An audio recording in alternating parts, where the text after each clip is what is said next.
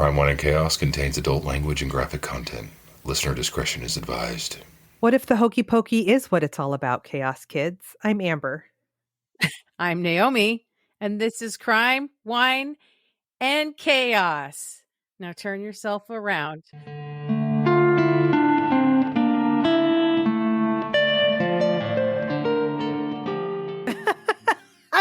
I can't right now. I'm at a desk. Well, I mean, I could. You could. You have it. I mean, I can't because my spinny chair like hits the desk because it's not. Samesies. Yeah. I can't act. I'd have to push back from the microphone. It would be a whole thing. I'd probably hurt myself because I always end up hurting myself whenever I try to do anything physical at all. Just like don't. Knocking a knee on the, you know what I mean? I whack a wrist on a thing, walking by, bump a hip. I'm always like, I just always have at least a bruise somewhere. And it's from me just moving through the world, you know? Just existing. Yeah. I get that. What's going on with you, sister? Nothing. Oh, we got that so nice, lovely email from Kylie. It made my day. That was amazing. We have to give a little bit of credit where credit's due because that was Courtney and Jason. I don't know if Jason's still listening to the podcast or not. I know he was for like a minute. Courtney did for a minute too, but I'm not sure if they still are, but they were out to dinner on their way. They were actually on their way to go see a live podcast of like another podcast that Jason listens to. It's all about meat. You know what? There's something out there for everybody. There's something for everyone. Anyway, the waitress was Kylie or Kaylee? Kylie. She was asking them what they were on their way to do and or they out on a date, and they were like, "We're going to go see a podcast." She said, "I love podcasts. I really love true crime podcasts." And Courtney told her all about us. That's so nice. And she ran off and started listening to us and immediately became a Chaos Kid Club member. You guys.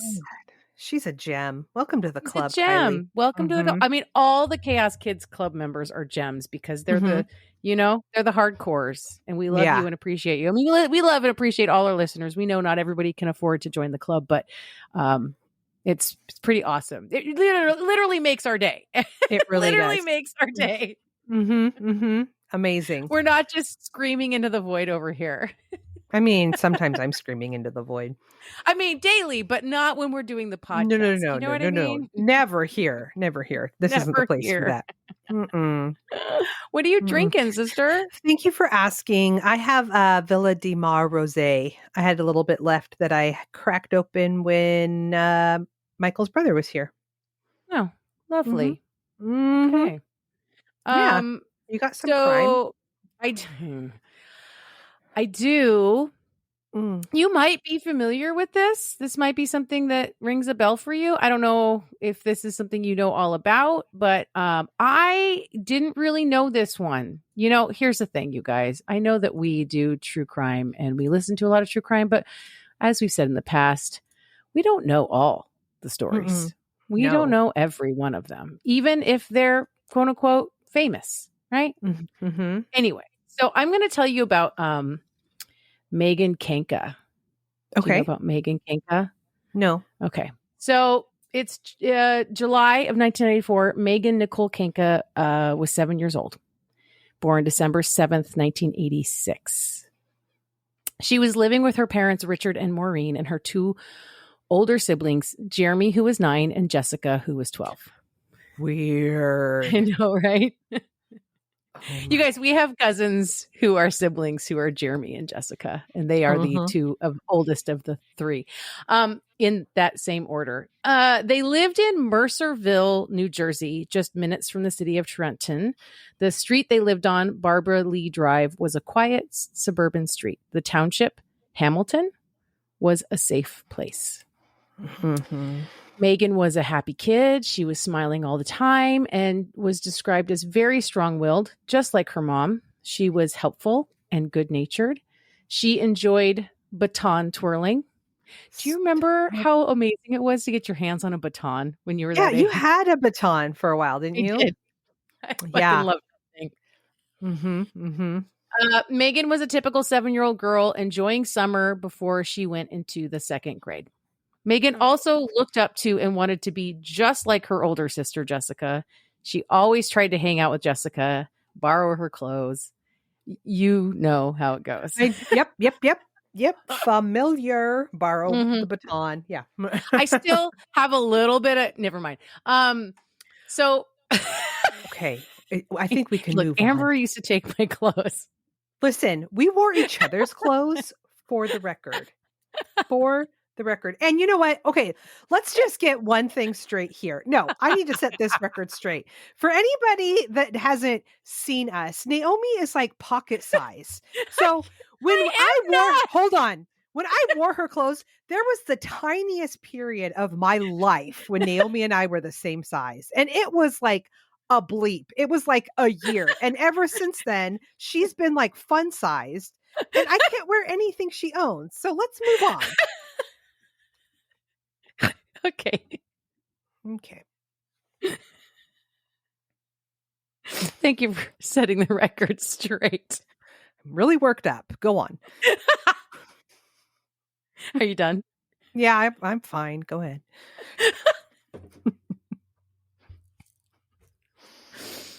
Oh, and that's where the laughing stops, you guys. My friend Stasia, who I met through TikTok, and is the reason why I found this story. She grew up a few blocks away from Megan's house. Oh. And Stasia's older brother had a best friend who lived right next door to Megan's family, next to the Kankas. Stasia's family was really close with her brother's best friend's family, and so they all spent time over there, like a lot. Mm-hmm. And so Stasia was also friends with Megan's older siblings, Jeremy and Jessica. And she remembers Megan really well. She remembers her always riding around on her bike, always wanting to play with everyone in the neighborhood. Megan spent much of her time outside playing with other kids in the neighborhood, riding her bike, very similar to the way we played. When we were growing up. So it was July 29th, 1994.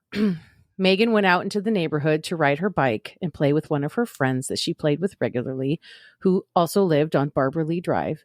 It was around 6:30 p.m. Maureen didn't think twice about Megan going out like to play, that after dinner or whatever. It was summer break. They lived in a quiet, safe neighborhood. Mm-hmm. It was not unusual at all, especially during, summer or whatever. Yeah. So Maureen laid down for a little rest. Jessica was on the couch in the living room watching TV. Richard and Jeremy had gone out to go shopping.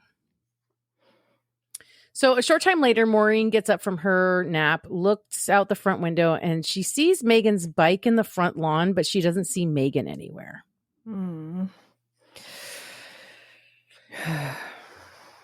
Maureen was really worried and went out into the neighborhood and started asking the neighbors if any of them had seen Megan. All of them had seen Megan at some point that day, but earlier in the day.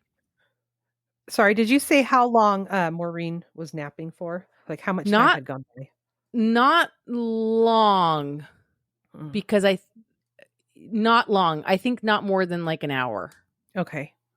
So she goes across the street, directly across the street from their house, and speaks with their neighbor, Jesse Temendequas, who said that he had also seen Megan and her friend Courtney before dinner. They had asked to see his new boat, Sensation, that he had parked on the street, but he had not seen her since.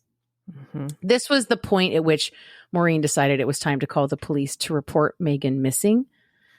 Police arrived at the Kanka residence at 8:49 p.m. Okay. The initial search was just like the Kanka home and their property when they found nothing. Mm-hmm. And so a massive search begins. Ultimately, they cover about 3 square miles around the Kanka home. It would involve approximately 500 police, 39 companies of firefighters, and a multitude of volunteers. And the volunteers handed out flyers and went house to house asking if anyone had seen Megan. Maureen went on television asking for the safe return of her daughter. Please, please help us find our daughter. We want to bring her out safely. Whoever out there has her, she's a wonderful girl. She's only 7. Let her come back. Oh, she's just a baby. During this search, another call came into the police telling them that another man in the neighborhood Joseph Scientology, who actually also lived across the street from the Kankas in the same house as Timindakwas, was on the sex offender registry. Oh, okay. It was reported that Scientology's mom owned the house. She may or may not have lived there as well. Scientology had been charged in 1976 with carnal abuse and sodomy of a 5-year-old girl. Yikes. He was convicted of 3 lesser offenses as well. And it turns out Scientology and Timindakwas had another roommate who was also a registered sex offender. Yikes. Brian Jenin. So police looked into both these guys and discovered that they had airtight alibis and could not have been involved in Megan's disappearance. Jenin and Scientology were out shopping when Megan went missing, and they even had the receipt with the timestamp to prove it. Okay. While police were questioning Scientology and Jenin and determining that they had a good alibi, they were at the house, right? They noticed that Timindakwas was acting a bit suspicious. He was shaking and sweating and chain smoking while the police were there. And Timindakwas, who had joined the volunteers to help search for Megan, did not have an alibi. This was the boat guy? Boat guy. Okay. So the police asked him to come into the station for further questioning. It was almost 3 a.m. by the time Timindakwas, a 33-year-old employee of the Princeton Township Public Works Department, arrived at the station, where he was read his Miranda rights and signed a waiver to his right to counsel before proceeding with the police interview. Ew. He spent an hour sticking to his story. He had no idea what happened to Megan, and he consented to a search of his truck at the station, where police found a brown toy chest and a black piece of felt. He told police during this interview that he had cut his hand earlier that day on a curtain rod in his truck, but the rod they found in his truck had no blood or skin on it. He did have a cut on his hand. Okay. He was allowed to leave the station around 4 a.m., although police were certain that he was probably not innocent. They hadn't ruled him out. Timindakwas agreed to come back for questioning the following day. In the meantime, the search was ongoing to find Megan. In addition to the massive amounts of police, firefighters, and volunteers, a helicopter was brought in, as well as bloodhounds, attempting to track Megan's scent. Police went back to the house of Scientology, Jenin, and Timindakwas for a search. And Timindakwas went for a walk with his puppy, taking out the garbage on his way. And he continued to aid in the search for Megan, handing out flyers and such. While he was out, Scientology gave the police permission to search the garbage, where they found a knotted rope with what looked to be dried blood on it and what appeared to be a waistband from a pair of child's pants. Oh, God. And a piece of material that looked to match the waistband. Police took this waistband to Maureen and Richard and asked them if it looked familiar to them. Mm-hmm. Maureen recognized the material immediately as belonging to Megan. Oh. So police bring Timindakwas back into the station for another interview around noon, where he again waives his Miranda right for representation, and they show him what they found in the garbage can. He said those were rags from his job, and he had nothing to do with whatever happened to Megan. Rags from his job that just happened to match Megan's pants. That's right. Okay. This interview went on for hours, like 6+ hours, and it was getting nowhere. So one of the detectives thought they should bring in Timindakwas' friend, Scientology, that maybe he would slip up and reveal something for cops to grab onto, like to his friend. Mm-hmm. And as soon as Scientology walked into the interview room, he said to Timindakwas, like, hey, they've got you. They've got you. They've got you. They've got you. You're going to need a friend on the outside, and I will be that friend. Oh. Okay. And then Timindakwas put his head down for a moment and then looked at his friend and said, she's in Mercer County Park. Oh, God. Timindakwas told police that Megan was dead and led them to her body, which was only a few minutes from her house. She was found at Mercer County Park, deceased and half-clothed. Oh, God. The detective that drove Timindakwas to the park so that he could show them where Megan was said that Timindakwas showed no empathy or remorse for what he had done. He just asked questions of the detective, like, how much time am I going to get? Mm-hmm. And everything he said was just about himself. Right. What a dick. Mm-hmm. He even laid down in the backseat of the cop car so that the neighbors couldn't see him. I think they're going to know. They're going to know. They're going to know. Also, I don't know if his friend was being genuine, but that's a really smart tactic. Right? Mm-hmm. Yeah. So later, he would give the police a full written confession, or his version of a confession. In it, he said that he lured Megan into his house with his new puppy. God. Yeah. He immediately brought her into his room and started touching her. Oh, poor baby. He said Megan began to scream and try to get away. He was afraid she would go tell her mom that he had been touching her on her butt and trying to kiss her. So he grabbed her. Okay, triggers. You guys, this is all the triggers. This story sucks. And put a belt around her neck.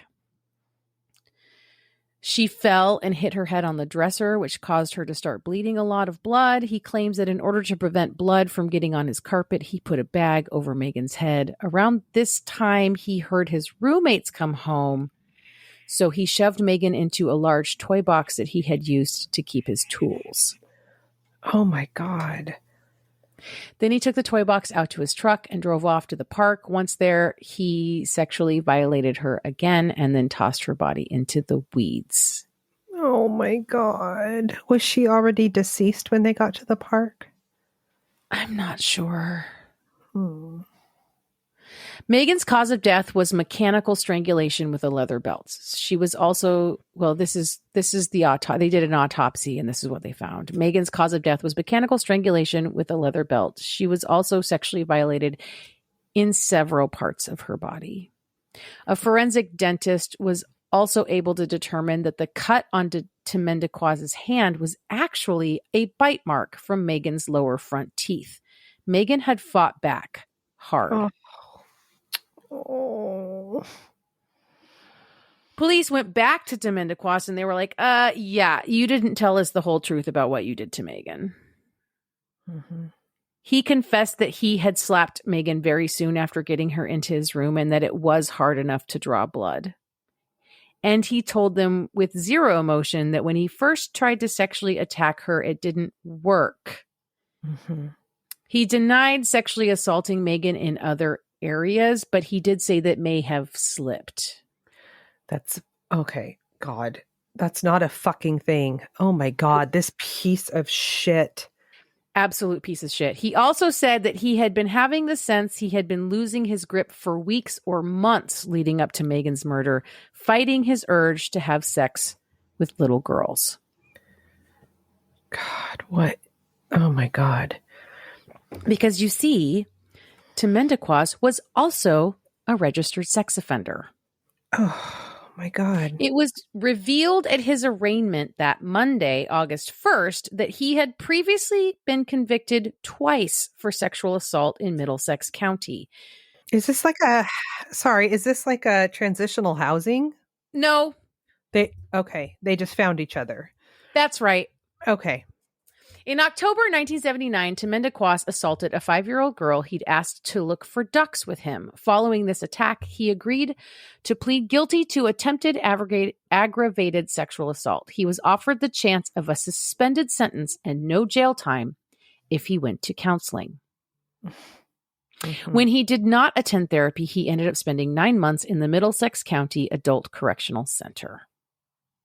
In June 1981, after being released, Mendequaz enticed a 7-year-old girl to walk in nearby woods with him by talking about firecrackers. He attacked and choked her, then left his victim when she turned blue. The girl was unconscious but alive when her mother found her. Oh, thank God. This guy is a habitual child predator, and he's allowed to just be chilling. So on February 2nd, 1982, he was sentenced to 10 years at the Adult Diagnostic and Treatment Center, a prison for sex offenders. While there, Mendequaz reportedly did not engage in therapy sessions. He was described by one therapist who treated him at the facility as a whiner who spent most of his time sleeping. Another therapist stated that she had believed that Temendekwas would eventually commit another sex crime, although she did not believe he would commit murder. Mm-hmm. After 6 years, he was released because of good behavior. Well, he's just sleeping. Like what? Yeah. That we're calling that good behavior, not engaging in counseling and sleeping? Yep. Okay. Cool. After, so Joseph Cifelli and Brian Jenin had also been locked up at the Adult Diagnostic and Treatment Center. That's how these three had met and become roommates on the outside. Okay. On Tuesday, August 2nd, a rally was held in Veterans Memorial Park, where approximately 7,500 residents of the town expressed support for a proposed legislative action. They nicknamed it Megan's Law and would require a community to be notified if a convicted sexual offender was living in their area. Oh, is this the origins of this? This is the origin of Megan's Law. Wow. Standing on a podium, Maureen told the crowd, "Don't sugarcoat it. Tell them, your children, what happens to little children by sex offenders."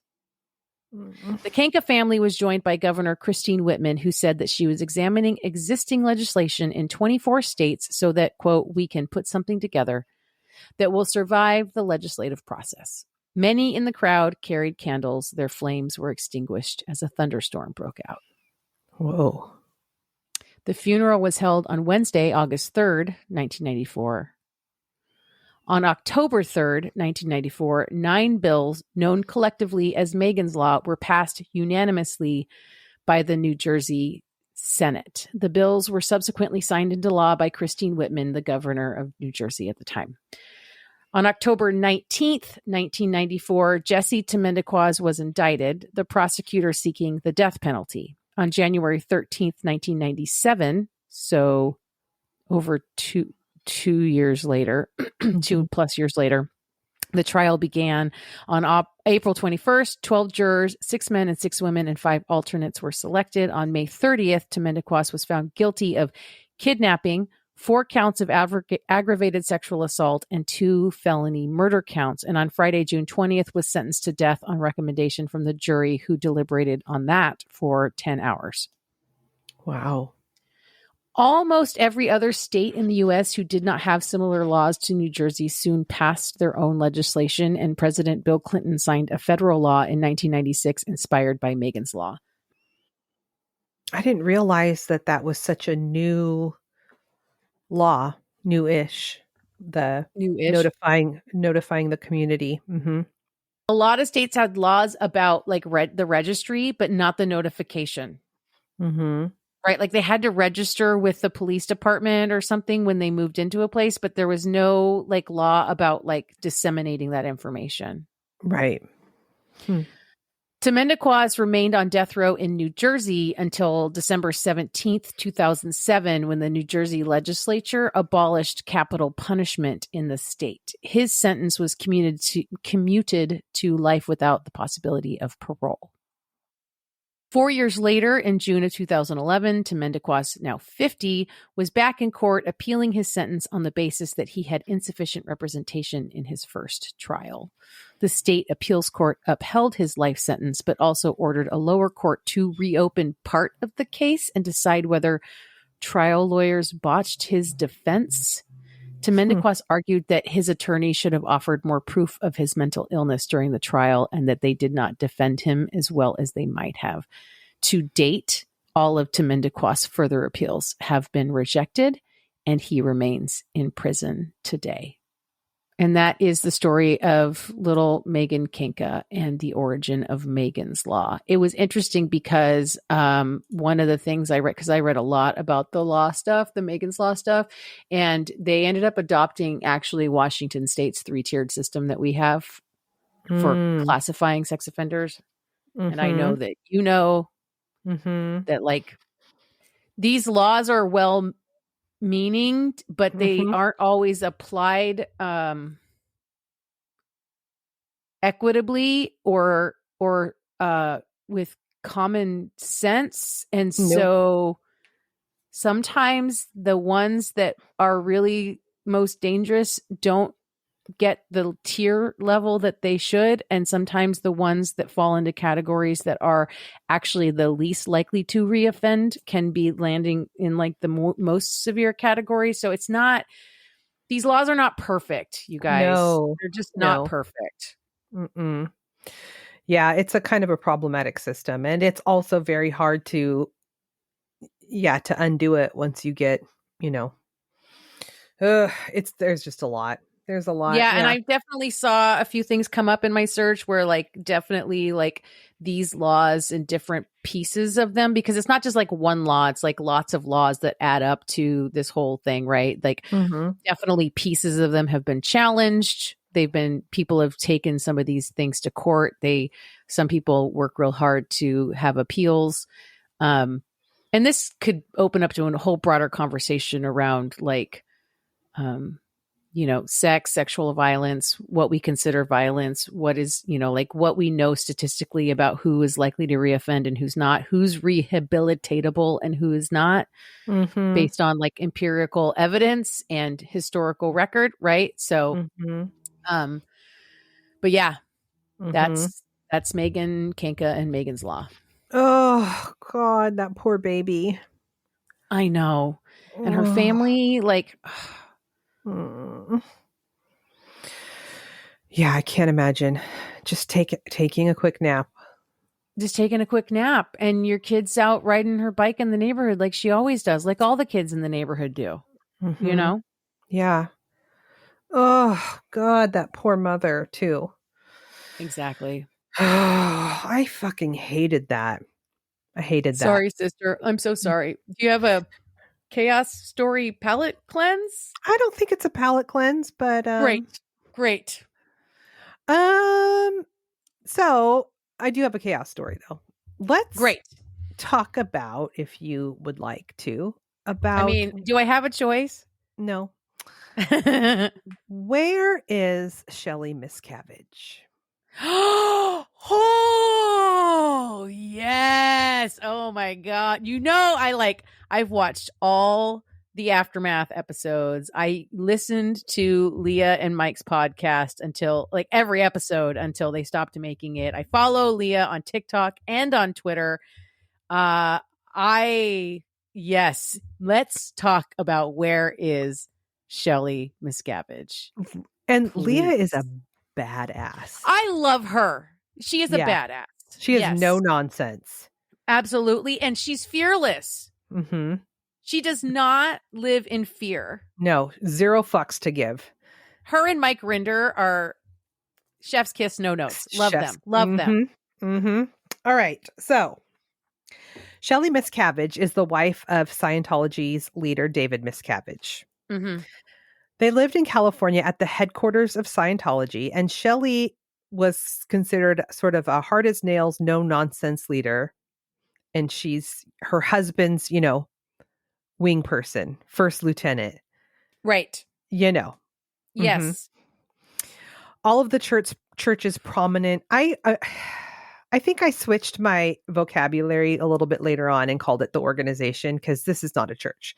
It's not a church, it's a cult. Yeah. All of the cult's most prominent leaders live at the headquarters on a lavish compound. And all of these higher ups are members in the Sea Org, which is Scientology's most esteemed positions. The Sea Org captain is David Miscavige. Can't. This is so wild. They're such nerds. On top of being like some of them horrible, horrible people, they are such fucking nerds. Captain, and I literally had to carve out this one little tiny blurb, because the Scientology, it's a rabbit hole. It is a rabbit hole. Oh, I know. Like, you don't have to tell me. Stay on topic here. There's so much. Okay, so the Sea Org have really strict rules. You have no privacy whatsoever. You cannot send a letter out without it being read first. You can't make a phone call without someone listening in, and you can't drive off base to even like go to a store. Nothing. Nope. I can't imagine living like that. Nope. You're not even allowed to, did you say this? You're not even allowed to use the internet, really. Right. Mm-hmm. Like at all. Like even people who aren't on the compound, like members of Scientology are basically told, like, do not go on the internet. Because they're going to Google Scientology. Basically, I mean, that's the real reason, right? The Mhm. real reason is that they will find out that they're in a cult, but like they give them some other reason. I don't know. The Thetans will get them. I don't fucking know. It's sort of like, though, the Duggards not being allowed to watch TV, even though they're on Yes. TV.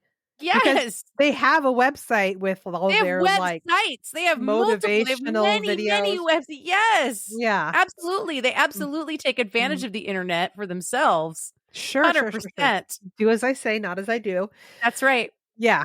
So former members said that David Miscavige ruled the organization with an iron fist, and Shelly was often the peacemaker. Mm-hmm. In August of 2007, Maurice Barnett, which is Shelly's dad, passes away at the age of 77. He is a prominent member of the Church of Scientology, and he is honored at his services by his daughter, who was then 46-year-old Shelly Miscavige. I mean, she still is Shelly Miscavige, but at the time she was 46 years old. Also, can we just side note, when they say David Miscavige rules with an iron fist, he is actually physically abusive. Correct. Right. Let's be clear. It is well documented, well reported that he is physically abusive with his leadership team.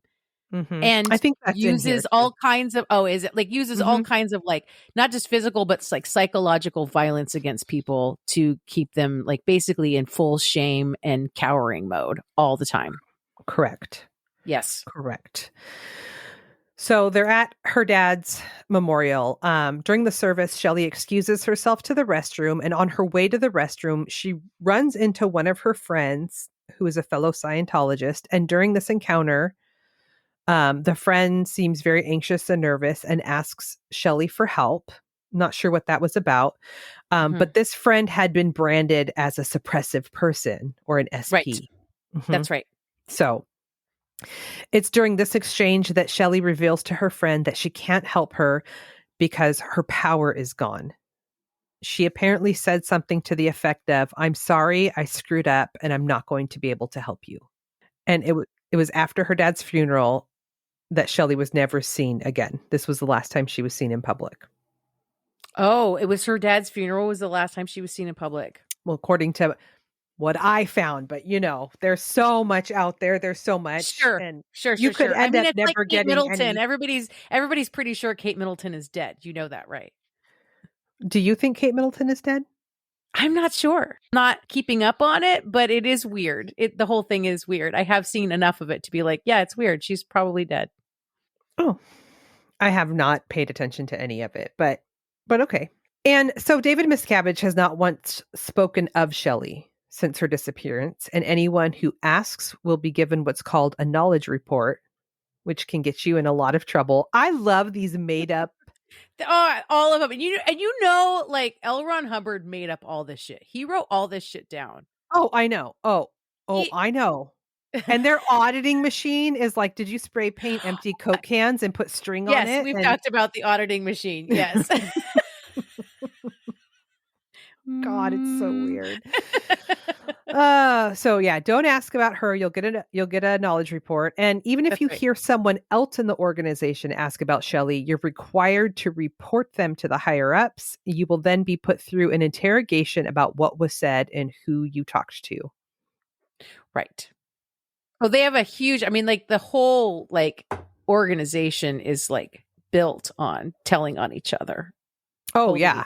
Keeping an eye on each other and telling on each other. Yeah. Mm-hmm. Yep. So both of Shelly's parents were Scientologists, and Shelly has spent her entire life in the organization.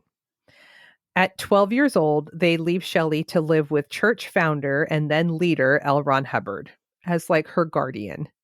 Can you fucking imagine? Oh, I'm imagining the worst case scenario of that. A 12-year-old girl left with this fucking creepo. Oh, he's so gross. He's so gross. And God only knows what he did to her.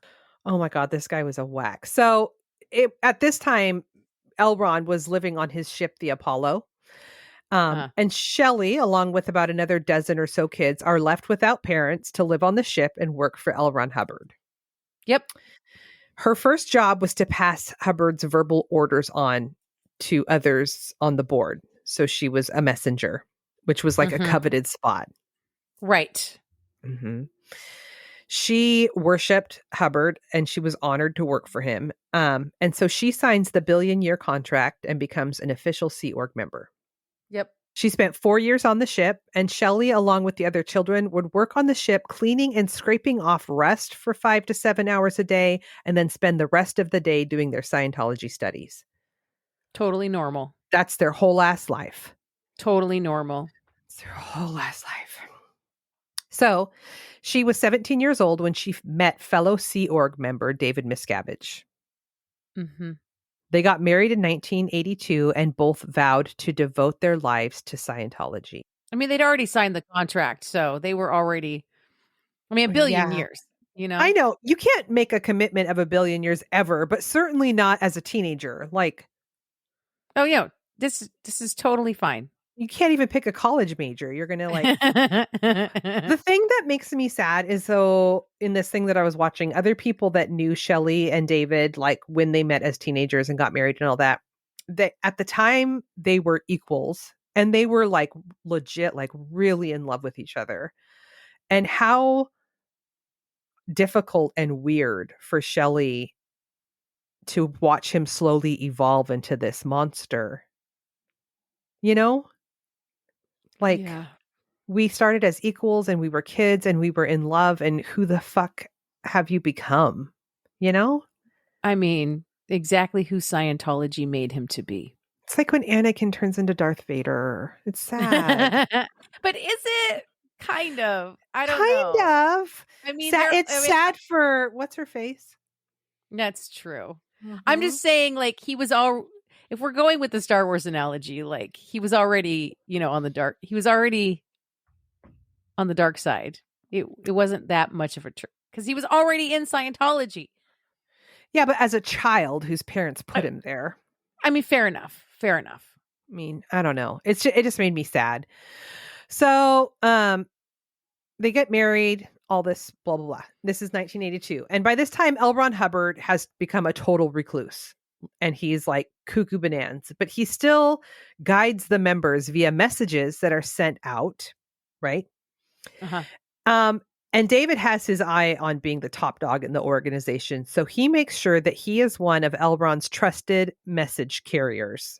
Well, yeah, and my understanding is that L. Ron, like basically Scientology purports that like all illness comes from your own fucking psychological problems, and at the time he was like his health was failing, so his philosophy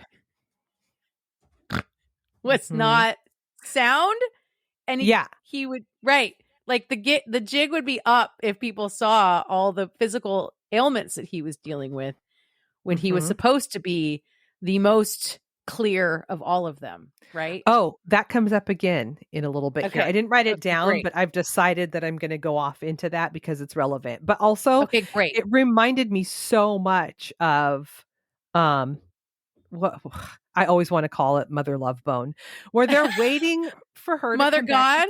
back as something else. Yes. Like, dudes, they're not coming back. They're RIP. They're still waiting for him to come back. He's late, I know. Okay, yeah. Okay, so L. Ron's losing it. He's got messengers. David is one of them. He makes sure that he gets in this position where he can report any message back to L. Ron that he wants. So he starts false reporting, accusing other messengers of bullshittery. The other messengers who might threaten his spot as the new leader. And he does this until he's like the last man standing.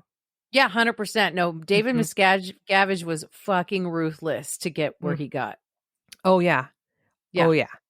Yep. In 1986, at the age of 74, L. Ron dies from a stroke. Mhm. And everyone in the Perfect health. organization, they're shocked because he was supposed to be immortal. Yep. hmm And because he was immortal, he had no plans for who was going to take his place because he didn't need that. He was forever. No, he's going to live forever. Right. I mean, okay, like just to, because this is worth tangenting on. Mhm. I mean, there's got to be a certain degree of like, he knows he's full of shit. L. Ron Hubbard knows he's full of shit. He made all this up.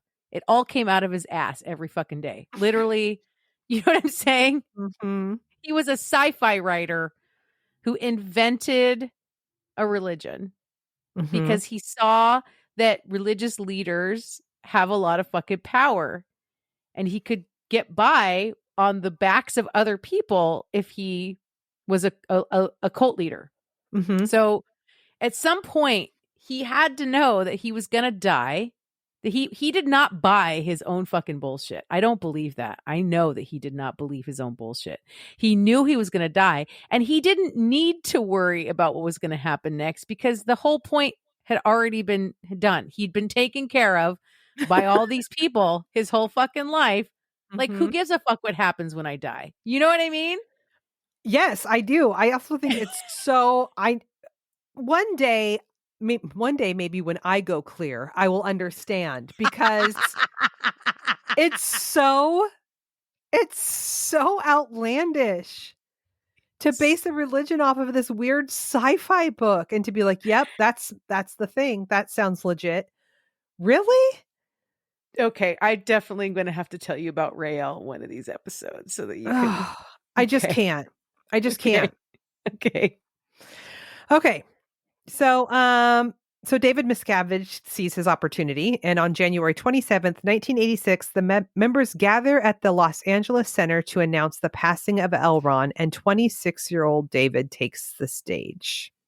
Oh, God. He is the undisputed new leader. Okay, I've also seen footage of Tom Cruise at, like, these meetings, and they're, like, doing this to L. Ron's gigantic paint. It's like the giant painting in Ghostbusters 2, and he actually kind of looks like that guy, the melon head guy. Speaking of the royals, did you see the reveal of King Charles's portrait? No. Holy shit!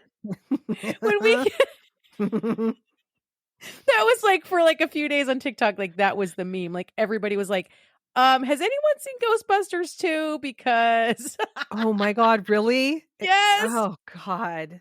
God, that never gets old. All right. So during the 80s and 90s, membership to Scientology skyrockets, and the organization, since it was always based out of LA, and David sees this as leverage and starts using celebrities as sort of the ultimate recruiting tool.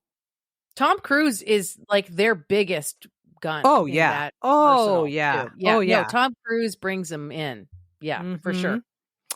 He markets the organization as the celebrity religion, and soon John Travolta, Kirstie Alley, and Tom Cruise all join. Tom Cruise is, the bread and butter, as you said.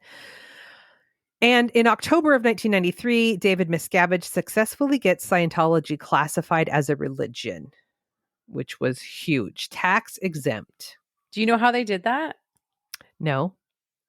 Well, basically, one, they raided the IRS at one point. They fully like broke into the IRS and like stole shit, and then they essentially like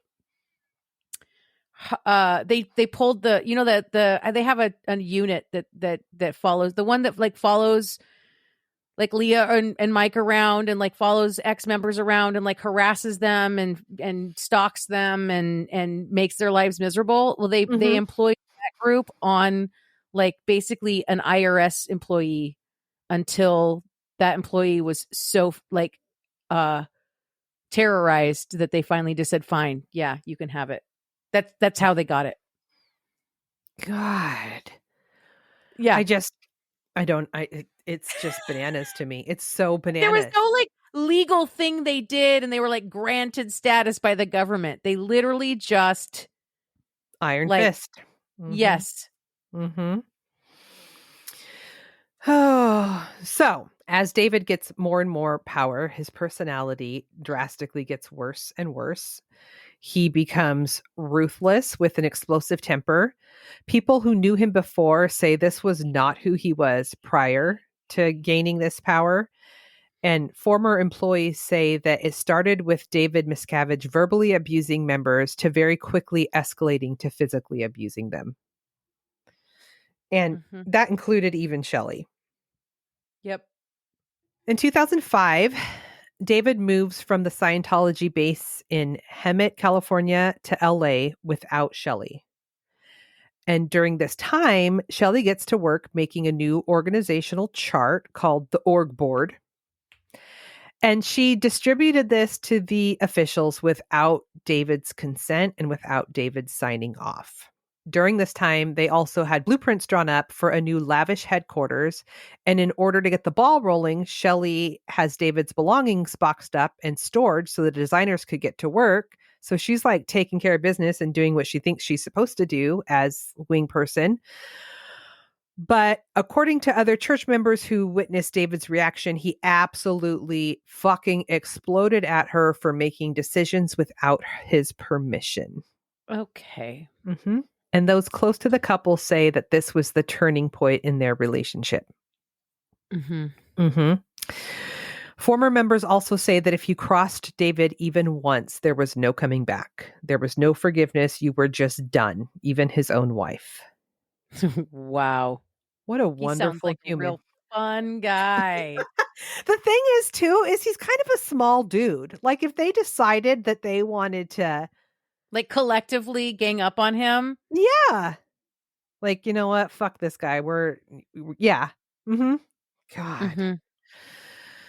So, it was after these incidents of her making decisions without his permission that Shelly no longer had an office. Her staff was gone. Her designer clothes were gone. And nobody in the church saw her again except those who saw her briefly at her dad's service. Oh. And what year was that? 2007. Mm-hmm. Yeah. Mm-hmm. Oh, okay. So this isn't in my thing, but back to what you were saying earlier about L Run. So famously, I believe it was like in 1993, there was a member, Lisa McPherson, who had just gone clear. Like she had achieved all the things. She was clear, all the things. And she had some sort of mental health break, psychotic episode, and had gotten out of a car in Clearwater, Florida, and was like running down the highway nude. And Scientologists scrambled her up, and instead of taking her to a hospital, they took her to the Scientology Center in Clearwater and put her in a room for 17 days. And she died. Yes. Of starvation, I think. And dehydration. Yes. Yes. Because, yes, their whole thing would fall apart of like this woman who just went clear, who's mentally got everything figured out, has just completely had a psychotic break. Right. They can't let anybody see that. Right. Fucking awful. Awful. I mean, look, just time out, because if anyone's listening in the Chaos Kids, I mean, the Chaos Kids are pretty savvy peeps. I'm pretty sure they all know that Scientology is a cult. If you haven't watched Aftermath, which all 3 seasons they're probably still on there. They were on Netflix. It was an A&E show, so it's a little bit censored. Leah talks about that's one of the reasons why her and Mike ended up doing the podcast, is because there was stuff they couldn't talk about on the A&E or USA. I can't remember. It originally aired on like a cable, like a non-paid cable network, but that is worth watching. Also, their podcast, even though they're not doing new episodes and they haven't for a long time because Mike got cancer. And Leah went back to school. I think it was kind of a couple things happened at once. But like she went to college, which is like a really big fucking deal because they don't value education at all in Scientology. Like nobody goes to college in Scientology.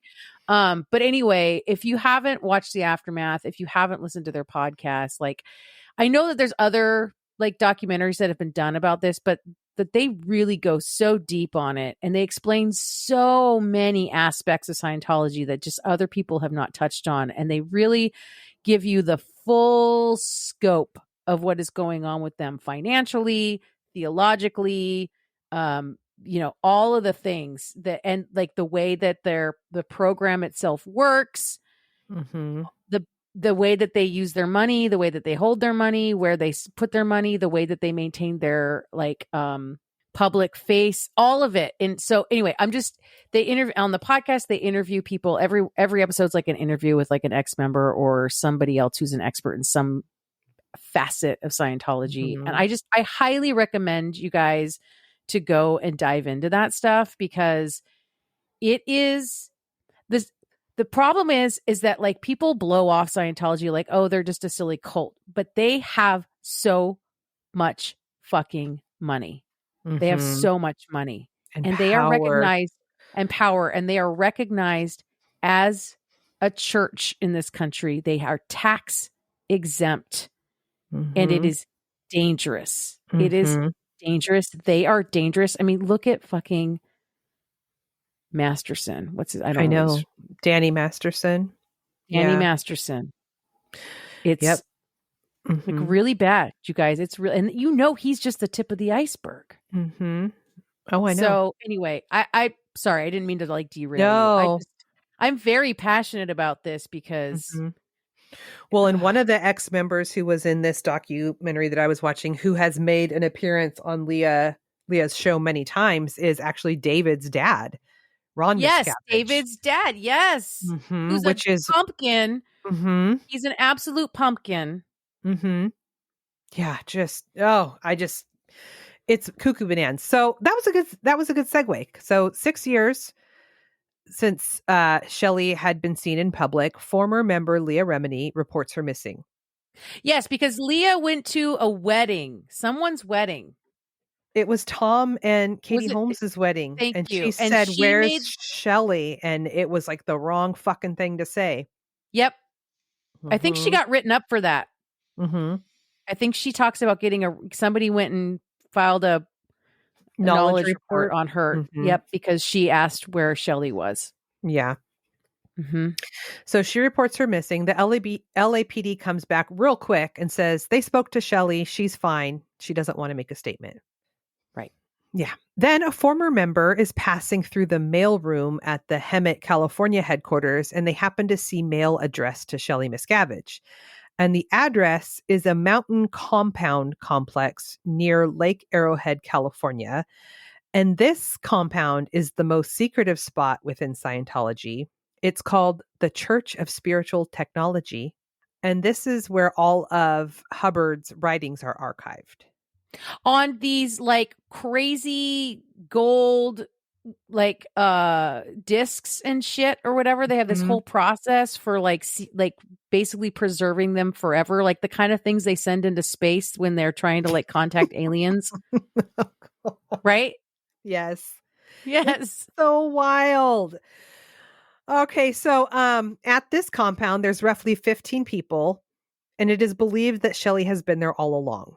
It's near San Bernardino in the middle of nowhere, and the security around this property is fucking nuts.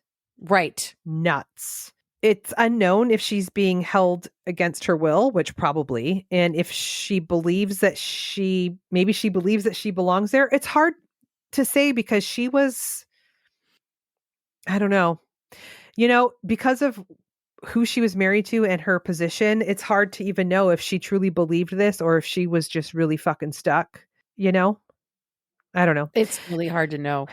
The church released a statement requesting that Shelly's privacy be respected. Right. Mm-hmm. Right. That's it. That's all I got. It's believed that she is there, and that some people don't know. Some people think she's gone. It's cuckoo to me. It's so spooky that you can't even get there is no wellness check or welfare check.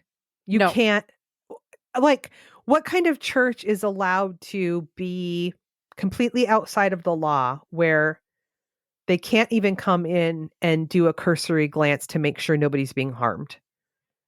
It's crazy too, because there's a contract that you sign. There's a contract that the members signed that basically says that you will never take any issue of the church to the police, and you will settle everything like in arbitration with them. And the arbiters in arbitration are Scientology people. And that came up in the Masterson case. And initially there was kind of a setback in that whole case because one of the judge wanted to rule that this couldn't even be brought to the court. I think it might have been a civil case. Somebody tried to bring a civil case against him before it was a criminal case. And the judge was like, you can't, because you signed this document, you have to go back and do the process that you contracted to do with Scientology. Really?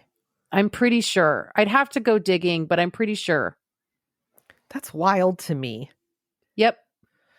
Huh. A sexual assault, like civil case, I think. I think it was civil. But they ended up being able to get the police department to actually like do a criminal case, which is incredible. That's that LA? Incredible. Yes. Yes. It just baffles me. It baffles me that nothing can be done. I think the only reason they were able to with Danny Masterson is because there were like 3 women who signed on for it. So it was like a body of evidence kind of situation. I think if it had just been one woman, they probably wouldn't have been able to do it. But they had 3 different women who, I think because some of their stories were so similar, you know, like the details of what happened to them were so similar that it was like, okay, now like where there's smoke, there's fire. Yeah. Yeah. Oh God. It's just so, it's so But like awful. knowing what they did to that woman and like how she died and like how many people had basically like when they were sick had been left to die, like, and what they do to people to punish them, the physical punishments that they give their people, like they get sent to these like work camps basically and stuff like that. So it's like I would not be surprised if Shelly was. I'm like on the fence about whether or not this woman's still alive. Yeah. God. Oh, sister. I mean, we literally could do, well, like I said, Leah Remini did a 3-season series on TV and then like, you know, at least a year's worth of podcasting. Oh yeah. I wouldn't even try. We could talk all fucking day about Scientology. Oh yeah, that's just the little sliver of what I got. I mean, I know. I appreciate it. I like I said, I could talk about this all day because this is it's wild. It's wild. It's wild. It's almost unbelievable. It's almost unbelievable. I just don't get it. Well, thank you, sister. You're welcome. You're welcome for that. Sure thing. We did it. We did an episode. I'm always really, I don't know why I'm always surprised when we do it. Like, look at us. Good job, us. You guys, I thought we were recording yesterday and Amber thought we were recording today. And I was sitting here for like 10 minutes yesterday, like texting her like, hello. I wasn't even home. I was just out and about doing stuff. And I'm like, yeah, what's going on? What are you doing? You're like, waiting to fucking God, I'm such a dick. No, it's fine. It's fine. You know what? It happens. You guys come join the Chaos Kids Club and get a bonus episode every month and get the new episodes a day earlier than everybody else. And we're about to have another virtual wine night. We're going to have to talk about that tomorrow. That's something we'll have to talk about tomorrow. That's when I come over for dinner. When I get to meet the kittens. Jack and Tora. Yeah. And, you know, leave us a review wherever you listen to podcasts, especially if you're on like an Apple device. You can actually typey one, which we love that. We do. If you have hate mail for us, you can send that to me. If you have love letters, send those to Amber, but they go to the same place. It's crimewineandchaos@gmail.com. And we're on all the things. Find us on all the things. We got a website. We got Facebook. We got Insta. We got all the things. We even have a TikTok. I love you, sister. Love you, sister. That was so really chaotic. Chaotic. Yeah. Goodbye. Bye. Crime, Wine, and Chaos is produced by 8th Direction Records. Artwork by Joshua M. Davis. Music by Paul Abner. If you would like to support the show, you can visit our Patreon page at crimewineandchaos.com/Patreon. Cheers!